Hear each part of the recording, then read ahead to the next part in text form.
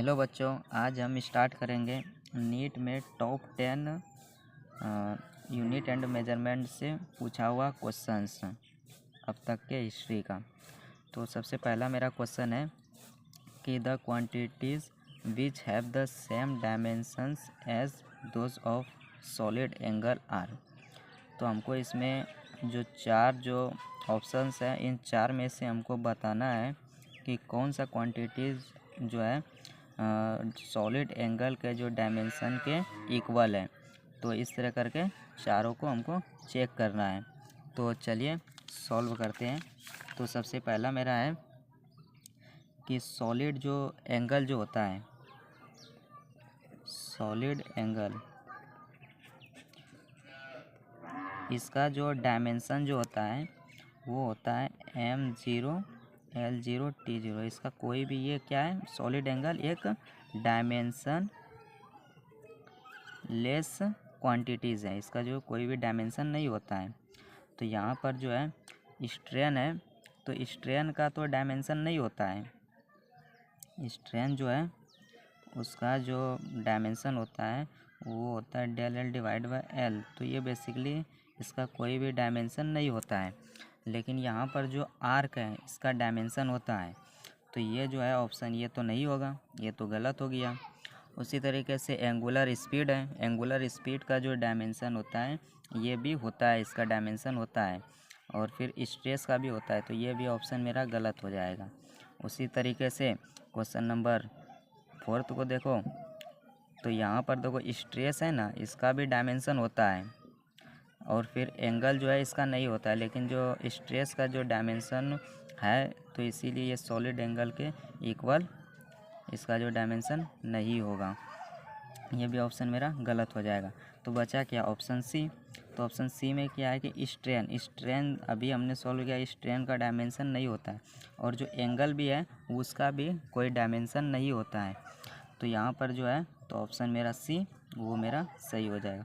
जो स्ट्रेन है ये मेरा क्या है, डायमेंशन लेस है और फिर एंगल जो है ये भी मेरा डायमेंशन, ये दोनों क्वांटिटीज़ क्या है मेरा डायमेंशन लेस क्वांटिटीज़ हैं। तो यहाँ पर जो ऑप्शन सी है वो एकदम सही हो जाएगा। उसी तरीके से क्वेश्चन नंबर 2 को सॉल्व करते हैं। तो 2 में क्या दिया हुआ है, a force defined by F is equal to alpha T square plus beta t acts on a particle at given time t, the factor which is dimensionless if alpha and beta are constant. तो number 2 में क्या दिया हुआ है, ये दिया हुआ है कि फोर्स एक जो है एक इक्वेशन दिया हुआ है F is equal to alpha T square plus beta t, ये एक हमको दिया हुआ है एक इक्वेशन। इसमें हमको बोल रहा है कि ये जो टी है ना ये टाइम है और फिर इसमें पूछ रहा है कि ऐसा जो ये चार गो ऑप्शन है ऐसा कौन सा फैक्टर है जो डायमेंशन लेस है, मतलब जिसका इन चारों में से जिसका कोई भी डायमेंशन है ही नहीं। तो क्या होगा इसमें होगा सबसे पहले हमको अल्फ़ा और बीटा निकालना होगा। सबसे पहले इन दोनों का डायमेंशन क्या होगा वो हमको निकालना होगा। तो क्या हो जाएगा, यहाँ पर देखो यहाँ पर हो जाएगा F is equal to alpha T square और फिर इसको जब हम आगे इसका जो डायमेंशन है वो अल्फ़ा टी स्क्वायर के भी बराबर है और F जो है वो बीटा टी के भी बराबर है इसका डायमेंशन। तो इसको जब हम सॉल्व करेंगे तो हो जाएगा F इसका dimension divide by T square का इसका dimension is equal to alpha आ जाएगा। तो यहाँ से क्या हो गया, F जो है उसका बट्टे टी स्क्वायर, ये हो गया मेरा डायमेंशन अल्फ़ा का। यहाँ से इसको सॉल्व करो तो क्या होगा, फोर्स का जो डायमेंशन होता है वो होता है M L T⁻⁻² और फिर डिवाइड बाय ये जो टाइम है इसका भी स्क्वायर हो जाएगा। तो क्या होगा टी का स्क्वायर। जब इसको हम सॉल्व करेंगे तो क्या होगा M L T⁻⁻4 हो जाएगा। ये 2 है तो ऊपर जाएगा तो -2 होगा और -2 और -2 -4 हो जाएगा। तो ये क्या हो गया, ये मेरा अल्फ़ा का डायमेंशन आ गया। उसी तरीके से अब यहाँ पर जो है बीटा भी निकाल लेते हैं। तो फोर्स जो है वो इस क्वांटिटीज़ का डायमेंशन और फोर्स का डायमेंशन वो दोनों सेम होगा, तो फोर्स जो है वो बीटा टी स्क्वायर के बराबर होगा। तो यहाँ फोर्स क्या है मेरा, एम एल टी पर पावर -2 डिवाइड बाय टी का स्क्वायर। ये जो डायमेंशन है ये हो जाएगा, ये नीचे जाएगा, इज इक्वल टू बीटा। तो यहाँ से मेरा बीटा क्या निकल के आ गया, वो बीटा निकल के आया एम एल टी पर पावर, ये भी क्या हो जाएगा, यहाँ से निकल के आया -4। ओ सॉरी, यहाँ पर जो है ये बी टी है सिर्फ, ये स्क्वायर मैंने दे दिया है, यहाँ पर स्क्वायर नहीं होगा, तो यहाँ भी नहीं होगा। तो यहाँ से क्या हो गया, ये पावर 3, ये जो है ये हो गया। यहाँ से अल्फ़ा भी हमको पता चल गया और बीटा भी पता चल गया। अब इन एक एक ऑप्शन को चेक करो कि कौन सा आंसर मेरा हो जाएगा। तो ऑप्शन ए है, सबसे पहले इसको सॉल्व करते हैं। तो क्या दिया हुआ है, ऑप्शन ए मेरा है वो है अल्फ़ा बीटा और टी दिया हुआ है। इसको जब हम इसका डायमेंशन चेक करेंगे तो क्या हो जाएगा, अल्फ़ा मेरा निकल के आया है एम एल टी पर पावर -4, और फिर उसी तरह बीटा क्या है एम एल टी पर पावर -3, और टाइम है टी, जो टाइम है इसका क्या हो जाएगा मेरा टी टाइम टी हो जाएगा।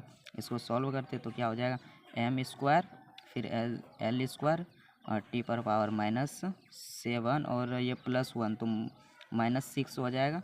ये तो ये जो क्वांटिटी है अल्फ़ा बीटा और टी, ये जो है इसका जो डायमेंशन है हमको, लेकिन यहाँ पर क्वेश्चन में दिया है कि इसका डायमेंशन नहीं है, मतलब वो डायमेंशन लेस क्वांटिटीज़ है। तो ऑप्शन ए का तो डायमेंशन मेरा है, तो इसीलिए ये ऑप्शन गलत हो जाएगा। उसी तरीके से ऑप्शन बी भी चेक करते हैं। तो ऑप्शन बी को चेक करते हैं, तो उसमें दिया हुआ है alpha beta divide by time, तो इसको भी चेक करते हैं। तो एम एल अल्फ़ा का टी पर पावर -4 इसका डायमेंशन लिखो, फिर बीटा का एम एल टी पर power -3 divide by time T, फिर उसके बाद इसको सॉल्व करो तो क्या हो जाएगा, M square L square T पर पावर -7 डिवाइड बाय टाइम। जब इसको हम डायमेंशन लिखेंगे तो M L square L square T पर पावर -8 हो जाएगा, ये ऊपर जाएगा -1 हो जाएगा, -7 -1 -8 हो जाएगा। ये भी मेरा डायमेंशन लेस क्वांटिटीज़ नहीं है, इसका मतलब जो ऑप्शन बी है वो भी मेरा रॉन्ग हो जाएगा। ऑप्शन सी को चेक करते हैं। तो ऑप्शन सी में मेरा क्या दिया हुआ है, ऑप्शन सी है मेरा beta T divide bye alpha. तो बीटा क्या मेरा दिया हुआ है, बीटा है मेरा डायमेंशन, उसका है एम एल टी पर पावर -3, और फिर ये हो गया बीटा का डायमेंशन, और टाइम का हो गया T divide by M. Alpha का क्या होता है, अल्फ़ा का डायमेंशन क्या है एम एल टी पर पावर -4, और फिर जब हम इसको सॉल्व करते हैं तो यहाँ से देखो एम पर पावर 1 एम पर पावर 1 ये तो ख़त्म हो गया, तो एम पर पावर 0, फिर एल यहाँ भी है यहाँ भी है, तो यहाँ पर क्या होगा एल पर 0 हो जाएगा। यहाँ देखो टी पर पावर -2 है, नीचे है टी पर पावर -4, जब ये ऊपर जाएगा तो यहाँ क्या बचेगा टी पर पावर 2 बचेगा। तो ये तो मेरा डायमेंशन लेस क्वांटिटीज़ नहीं है, तो ये भी मेरा ऑप्शन सी जो है ये भी मेरा गलत हो गया। तो ऑप्शन डी को चेक करते हैं। तो डी में दिया हुआ है, ऑप्शन डी क्या है मेरा alpha T divide by beta. चलिए इसको सॉल्व करते हैं। अल्फ़ा के का क्या डायमेंशन है एम एल टी पर पावर -4, तो इसको लिखो यहाँ पर क्या हो जाएगा एम एल टी पर पावर -4, और फिर इसका टाइम का जो है वो टी हो जाएगा, और फिर बीटा जो है इसका डायमेंशन क्या है एम एल टी पर पावर -3। इसको सॉल्व करो तो ये ऊपर हो जाएगा एम एल टी पर पावर -4 +1 क्या हो गया -3 divide by M L T पर पावर -3।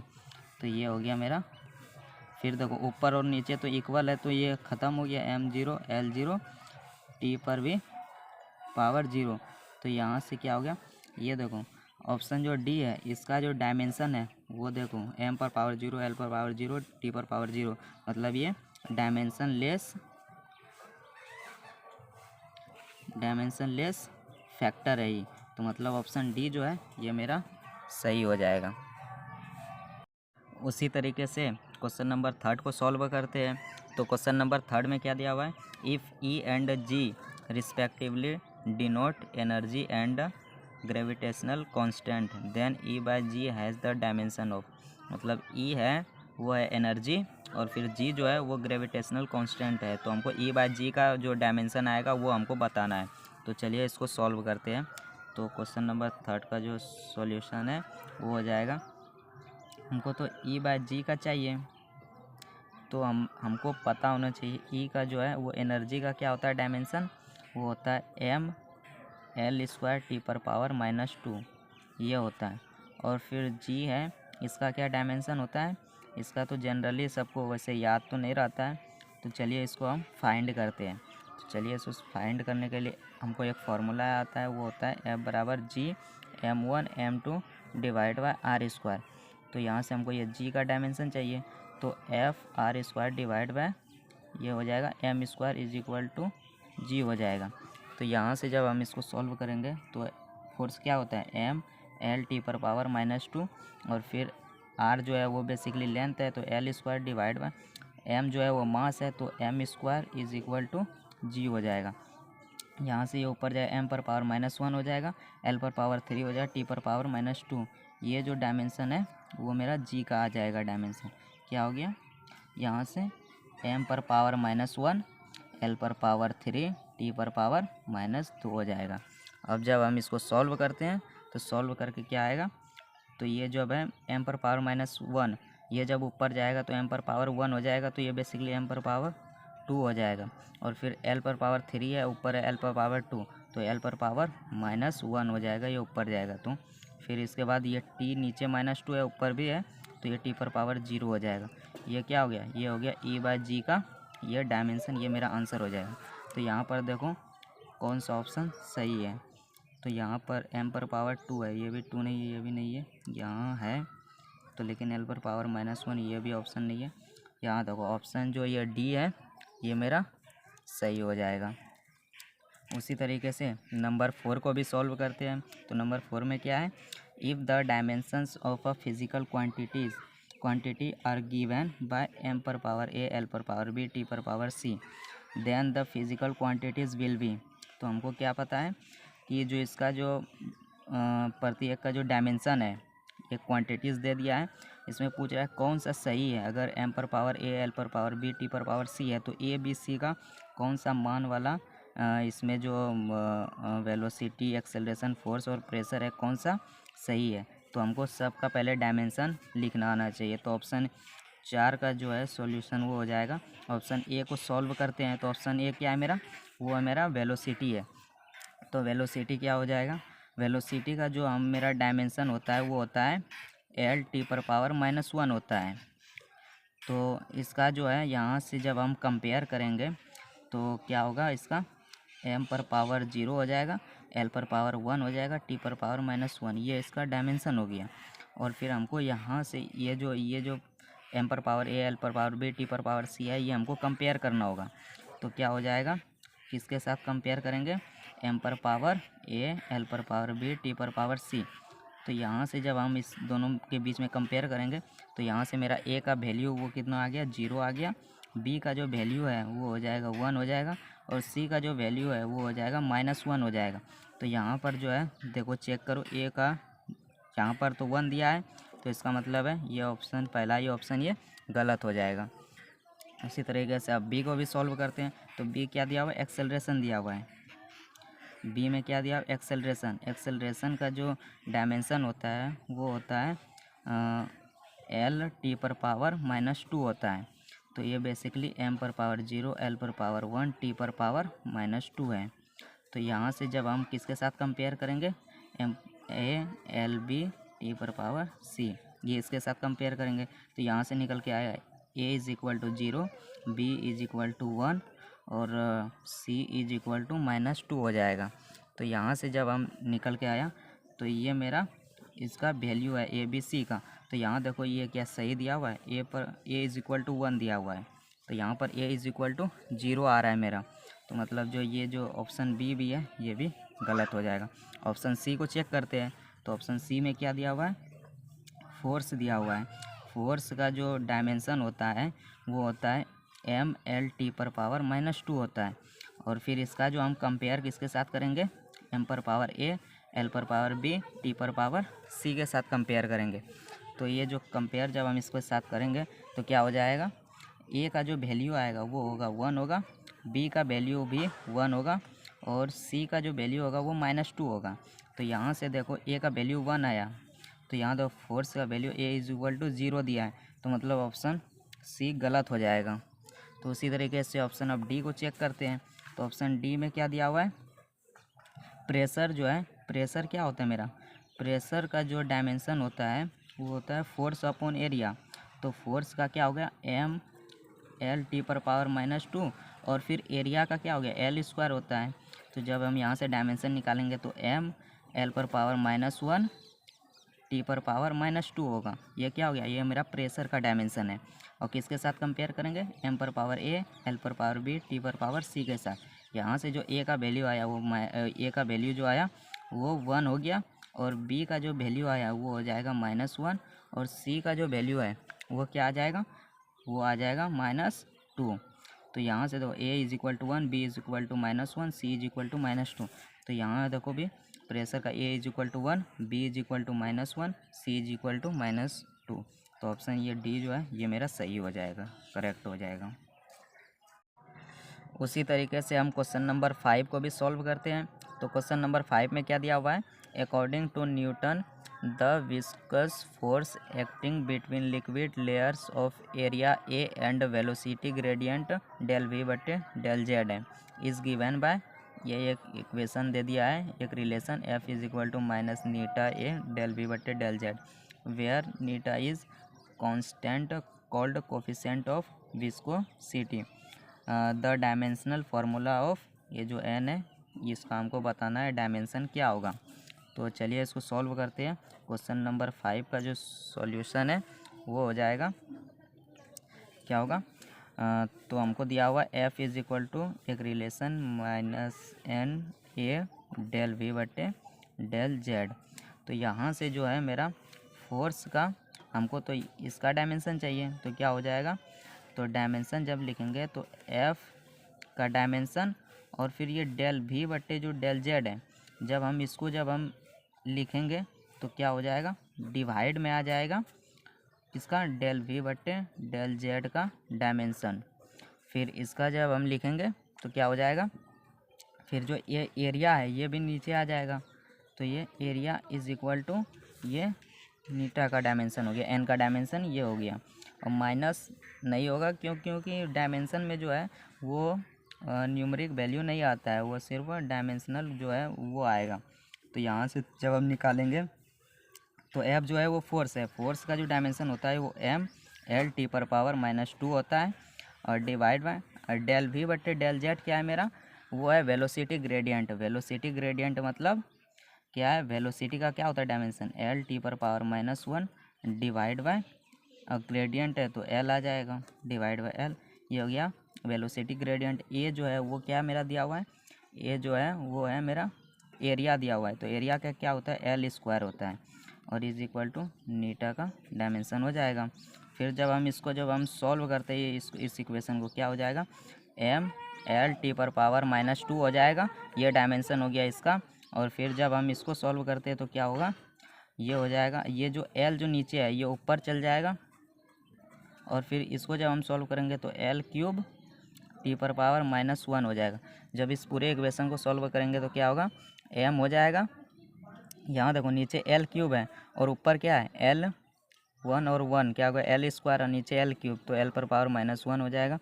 टी पर यहाँ देखो T⁻⁻2 है, यहाँ पर -1, ये ऊपर जाएगा तो +1 होगा जो कि T⁻⁻2 + 1 = -1। तो ये हो गया, ये क्या हो गया, ये मेरा नीटा का ये जो n जो हमको निकालना था ये डायमेंशन, ये हम मेरा निकल के कितना आया, वो निकल के आया mL/-1 T⁻⁻2 निकल के आया। तो यहाँ पर देखो कौन सा ऑप्शन सही है, तो m/1 L/-1। तो यहाँ देखो ये तो ऑप्शन गलत हो गया, ये भी गलत हो गया, ये भी गलत हो गया। यहाँ देखो ऑप्शन डी जो है ये मेरा सही हो जाएगा। तो अब उसी तरीके से क्वेश्चन नंबर 6 को भी सॉल्व करते हैं। तो क्या दिया हुआ है क्वेश्चन नंबर 6 में, वो दिया हुआ है कि if force F, acceleration A and time T are chosen as the fundamental physical quantity. जो मेरा एक ऐसा मतलब यूनिट है जिसमें कि फोर्स जो है और एक्सेलरेशन और टाइम, इसको हम क्या किए, फंडामेंटल यूनिट मान लिए।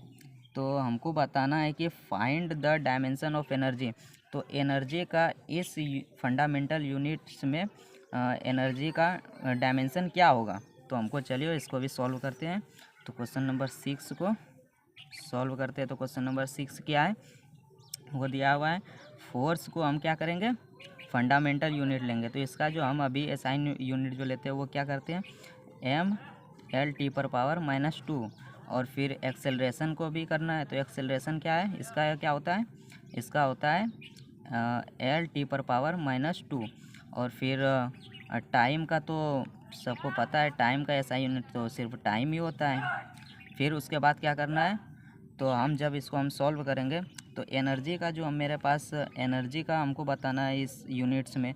तो एनर्जी का जो यूनिट होता है वो होता है mL²T⁻² होता है। तो इसको जब हम सॉल्व करते हैं तो क्या होता है कि इसको इन तीनों क्वांटिटीज़ में हमको बताना है कि क्या होगा डायमेंशन। तो जब हम ये निकालना है तो इसके बराबर इन तीनों क्वांटिटीज़ का करेंगे। तो क्या होगा, mL²T⁻² is equal to F का डायमेंशन पर पावर हम एक्स मान लेंगे, और फिर ए का डायमेंशन पावर वाई मान लेंगे, और फिर टी का डायमेंशन पावर जेड मान लेंगे। तो जब हम इसको सॉल्व करेंगे तो क्या हो जाएगा, फोर्स का mL/⁻² पर पावर एक्स, और फिर ए जो है वो एरिया है तो वो L², नहीं ए तो मेरा ये है एक्सेलरेशन है। तो यहाँ से क्या होगा, T⁻⁻² हो जाएगा, ये होगा y, और फिर टाइम t है, इसका हम z हो जाएगा। फिर जब हम यहाँ से सॉल्व करेंगे तो क्या होगा, वो हो जाएगा m/x L/x T⁻²x, यहाँ से L/y T⁻²y, और फिर यहाँ से T⁻z हो जाएगा। यह डायमेंशन हो गया। और फिर इसको अब सॉल्व करो m के साथ, तो क्या होगा, m/x और कोई क्वांटिटी नहीं है तो फिर L/x हो गया, और फिर यहाँ से प्लस y हो गया, और फिर प्लस यहाँ से z हो गया।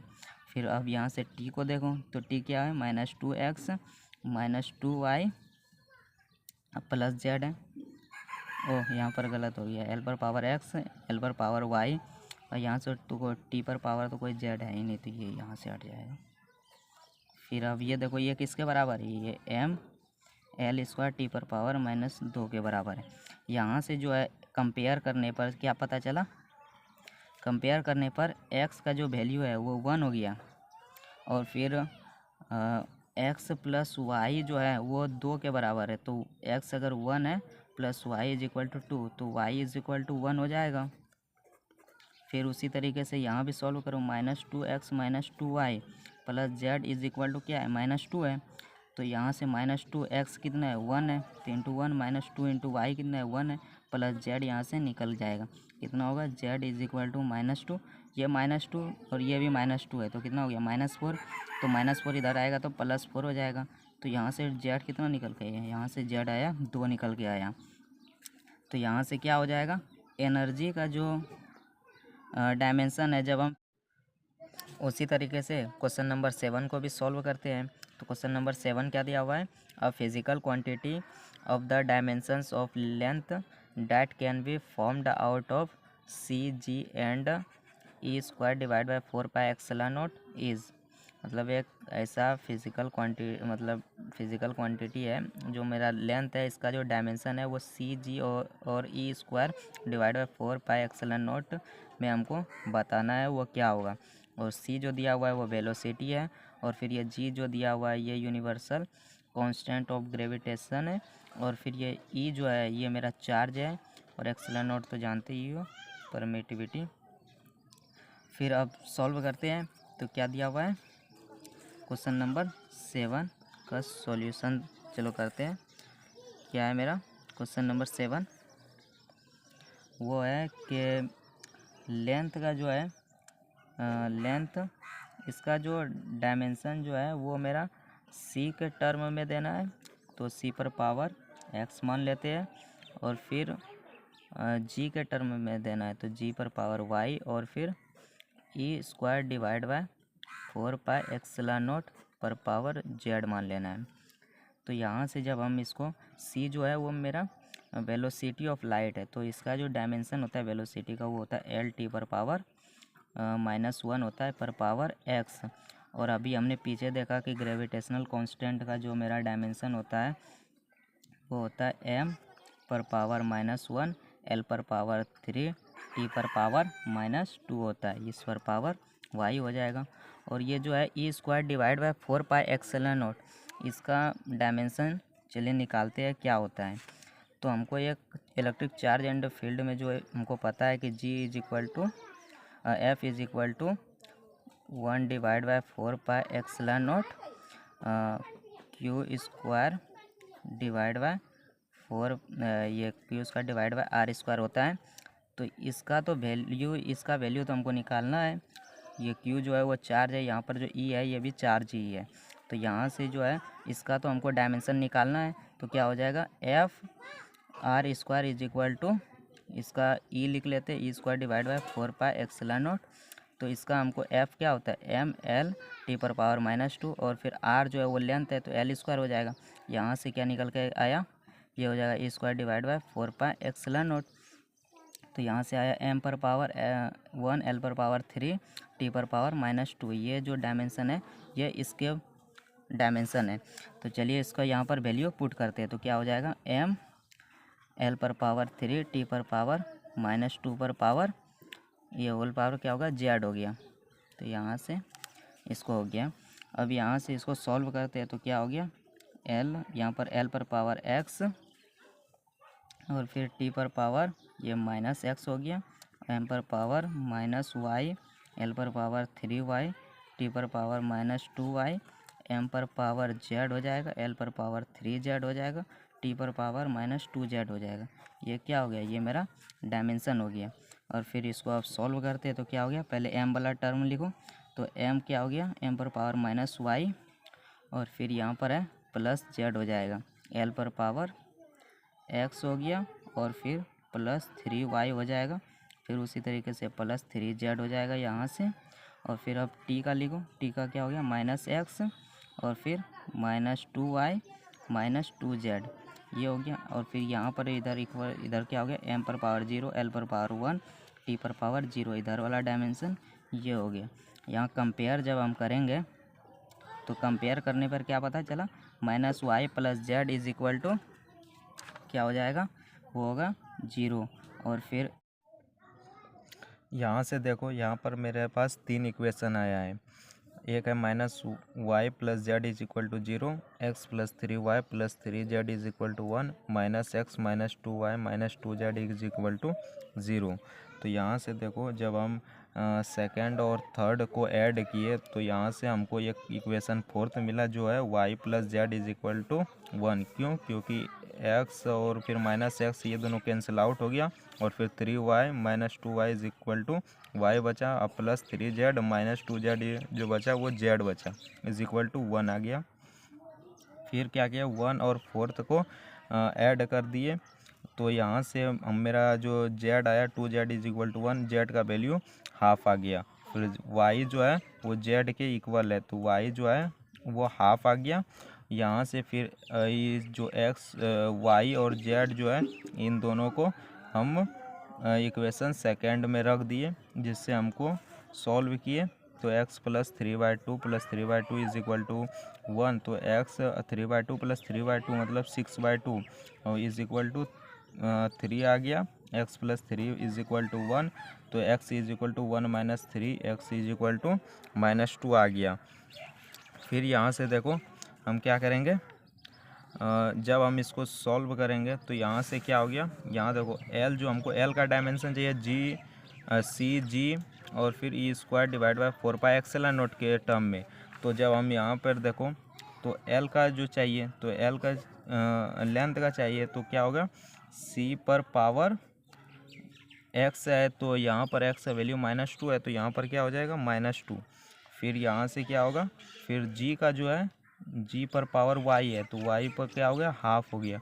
और फिर ई जो है E square divide by 4 pi epsilon naught इस पर पावर जेड है, तो जेड क्या हो गया 1/2 हो गया।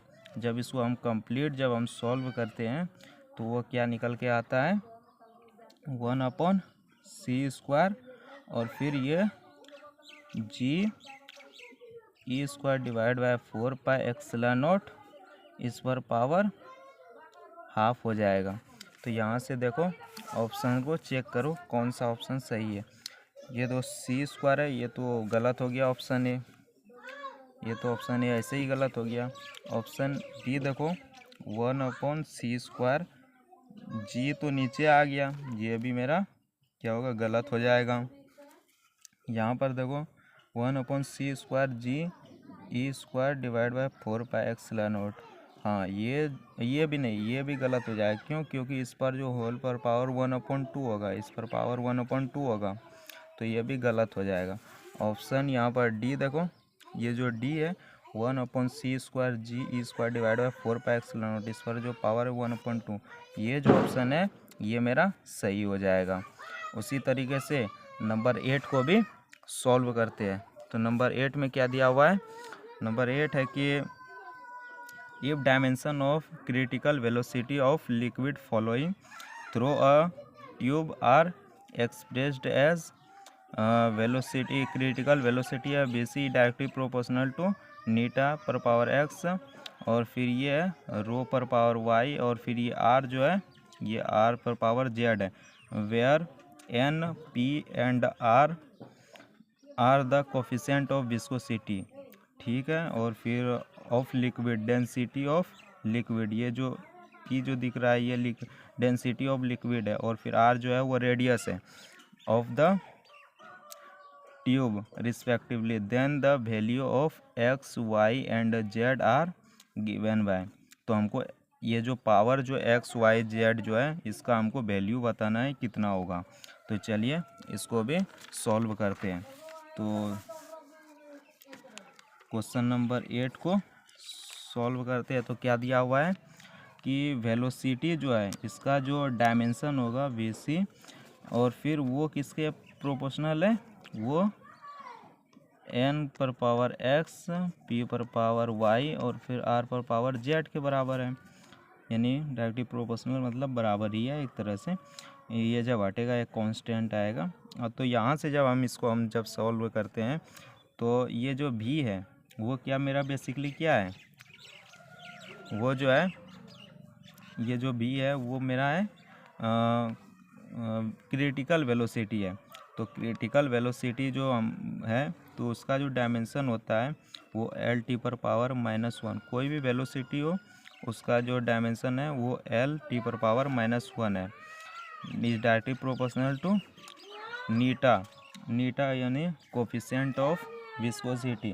कोफिशिएंट ऑफ विस्कोसिटी अभी हमने थोड़ी देर पहले और या पिछले वीडियो में अभी हमने निकाले थे, वो जब हम उसको निकाले तो वहाँ से अभी इसको दोबारा नहीं निकालेंगे, इसको डायरेक्टली हम रखेंगे कि M L पर पावर -1 T पर पावर -1, ये जो है ये मेरा कोफिशिएंट ऑफ विस्कोसिटी का डायमेंशन होता है, ये पावर X। और फिर ये जो P है ये क्या मेरा है, ये डेंसिटी ऑफ लिक्विड है। तो डेंसिटी का क्या होता है, मास अपॉन वॉल्यूम होता है, मास अपॉन वॉल्यूम। अब वॉल्यूम क्या होता है, मास का M हो जाएगा और वॉल्यूम का L³ है। तो ये जब हम ऊपर जाएंगे तो इसका डेंसिटी का जो डायमेंशन होता है वो M L पर पावर -3 पर पावर Y, और फिर ये जो R है वो R क्या है, R मेरा रेडियस है। रेडियस क्या होता है, एक लेंथ होता है, तो पावर Z हो जाएगा। तो जब हम इसको सॉल्व करेंगे तो क्या हो जाएगा L T पर पावर -1 ये जो है, और फिर ये डायरेक्टली प्रोपोर्शनल होगा M पर पावर, जब हम इसको मल्टीप्लिकेशन करेंगे पावर जो भी है तो इस पर पावर X हो गया, L पर पावर -X, T पर पावर -X हो जाएगा। फिर M पर पावर Y, L पर पावर -3Y और L पर पावर Z हो जाएगा। अब इसको सिंप्लीफाई करो तो इधर क्या है, m नहीं है तो m पर पावर 0, l पर पावर 1 और t पर पावर -1 हो जाएगा। और फिर ये डायरेक्टली प्रोपोर्शनल किसका है, m पर पावर x और फिर यहाँ से जोड़ y और फिर l पर पावर -x और फिर -3y और फिर +z और फिर t पर पावर क्या है -x और फिर तो कुछ नहीं है, ये हो गया। और फिर यहाँ पर कंपेयर जब करेंगे, क्या करेंगे, यहाँ जब हम कंपेयर करेंगे तो x + y = 0 आएगा और फिर -x - 3y + z = 1 होगा और फिर -x = -1, तो x कितना हो गया, ये 1 हो गया। x का वैल्यू 1 निकलते ही यहाँ पर पुट कर दो तो 1 + y = 0, y = -1 हो गया। फिर यहाँ से x का वैल्यू और फिर y का वैल्यू इस इक्वेशन में रखूँ तो क्या हो गया, -x का वैल्यू 1 हो जाएगा -3, y का वैल्यू कितना है -1 है, plus z = 1, -1 minus minus +3 plus z = 1, तो z कितना हो गया, इधर हो गया -1 + 3 मतलब 2 बचा, 2 इधर आ गया तो -2 हो जाएगा, z = -1। यहाँ से क्या हुआ, x का वैल्यू कितना हो गया 1 हो गया, फिर y का वैल्यू -1 हो गया और फिर z का वैल्यू भी -1 हो गया। ये क्या हो गया, ये मेरा आंसर हो गया। यहाँ से अब देखो चेक करो कि क्या होगा, x का वैल्यू 1 है तो x का वैल्यू 1 ठीक है, y का वैल्यू यहाँ -1 है, यहाँ पर 1 आया, ये तो ये ऑप्शन गलत हो जाएगा। यहाँ देखो 1 है, ये -1 है, z -1 ठीक है, ऑप्शन बी ये मेरा सही हो जाएगा, ऑप्शन बी। उसी तरीके से नंबर 9 को भी सॉल्व करते हैं। तो क्वेश्चन नंबर 9 दिया हुआ है, the velocity v of a particle at time t is given bye v, ये जो इक्वेशन है ये हमको दिया हुआ है, v = at + b/t + c where a b and c are constant हैं, the dimensions of a b and c are respectively. तो हमको a और b और c का जो डायमेंशन है वो हमको बताना है। तो क्या है, क्वेश्चन नंबर 9 को चलिए इसको हम सॉल्व करते हैं। तो क्वेश्चन नंबर 9 जो है मेरा क्या दिया हुआ है, वो है कि equation v = at + b/t + c है। तो यहाँ से जो है डायमेंशन जो है, ये जो v जो है ना ये at के डायमेंशन के बराबर है और जो ये v जो है वो क्या है मेरा b/t + c के भी डायमेंशन के इक्वल है। तो चलिए, तो इसको जब हम करेंगे तो v/t ये जो डायमेंशन है = a, तो यहाँ से v जो है वो क्या मेरा है, वेलोसिटी है, तो वेलोसिटी का डायमेंशन l(t⁻⁻1) / t हो जाएगा। तो जब हम इसको सॉल्व करेंगे तो यहाँ से a का जो वैल्यू निकल के आया वो क्या निकल के आया, इसका a का डायमेंशन l(t⁻1) है, तो ऊपर जाएगा तो -1 हो जाएगा, तो क्या हो गया l(t⁻2) हो जाएगा।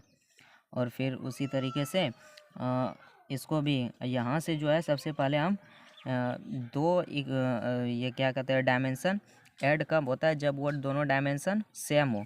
तो यहाँ से जो हमारा है वो क्या होगा, t का जो डायमेंशन है वो c का डायमेंशन के इक्वल है, तो मतलब c का जो डायमेंशन है वो टाइम हो जाएगा। यहाँ से क्या निकल के आया, v = b का डायमेंशन डिवाइड बाय ये टाइम का डायमेंशन, जो टाइम का डायमेंशन वो बेसिकली टाइम ही रहेगा। तो यहाँ से ये निकल के आया, तो जब यहाँ से क्रॉस मल्टीप्लिकेशन करो तो v का डायमेंशन और फिर टाइम = b का डायमेंशन हो जाएगा। तो v क्या है, वेलोसिटी है, वेलोसिटी का डायमेंशन क्या होता है l(t⁻⁻1) और फिर ये t हो जाएगा = b का डायमेंशन हो जाएगा। यहाँ से क्या निकल के आया, l निकल के आया, तो b का डायमेंशन l हो जाएगा और फिर a का डायमेंशन l(t⁻⁻2), b का डायमेंशन l हो जाएगा, c का डायमेंशन t हो जाएगा। देखो कौन सा ऑप्शन सही है, ऑप्शन ए l(t⁻⁻2) ये तो सही है। और फिर b जो है वो l है, t जो है c जो है वो टाइम है, यहाँ ऑप्शन ए सही हो जाएगा।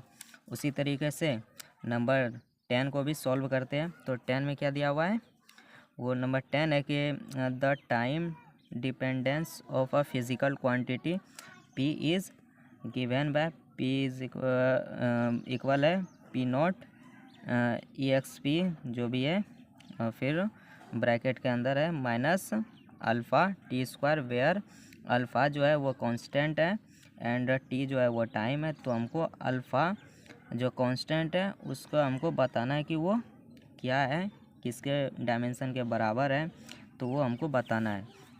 तो जो भी हमारा जो यहाँ पर इक्वेशन है, तो ये जो एक्सपोनेंशियल है ये जो है ये मेरा डायमेंशन लेस क्वांटिटी है। तो यहाँ से मेरा जो निकल के आएगा, नंबर 10 को सॉल्व करेंगे तो क्या होगा, माइनस अल्फ़ा टी स्क्वायर, ये क्या है मेरा जो है इसका डायमेंशन वो डायमेंशन लेस है। तो क्या हो जाएगा, m पर पावर 0, l पर पावर 0, t पर पावर 0 हो जाएगा। यहाँ से जो निकल के आया तो अल्फ़ा का चाहिए, अल्फ़ा का जो माइनस जो है वो तो न्यूमेरिक वैल्यू, उसका कोई डायमेंशन नहीं है। तो इसका मतलब है कि अल्फ़ा का डायमेंशन वो इक्वल होगा डिवाइड बाय m पर पावर 0, l पर पावर 0, t पर पावर 0 डिवाइड बाय t का नीचे आ जाएगा। तो क्या होगा, इसका t जो है वो टाइम है, तो टाइम का स्क्वायर। तो यहाँ से जो अल्फ़ा का जो डायमेंशन निकल के आया वो निकल के आया है m पर पावर 0, l पर पावर 0, t पर पावर -2। तो यहाँ से जो देखो इसका जो अल्फ़ा का डायमेंशन ये निकल के आया। तो यहाँ देखो ऑप्शन ए देखो, इस डायमेंशन लेस, अल्फ़ा जो है डायमेंशन लेस है, नहीं डायमेंशन लेस नहीं है, तो ये गलत हो जाएगा। हैज़ डायमेंशन टी स्क्वायर, जो इसका जो डायमेंशन है वो टी स्क्वायर है, नहीं है, टी स्क्वायर नहीं है, टी पर पावर -2 है, ये भी गलत हो जाएगा। ऑप्शन देखो हैज़ डायमेंशन टी पर पावर -2, हाँ ये ऑप्शन सही हो जाएगा। और फिर यहाँ पर है हैज़ डायमेंशन ऑफ पी, ये जो है मेरा फिज़िकल क्वांटिटीज़, ये जो है पी इसके इक्वल, ये भी ऑप्शन गलत हो जाएगा, ऑप्शन सी सही हो जाएगा।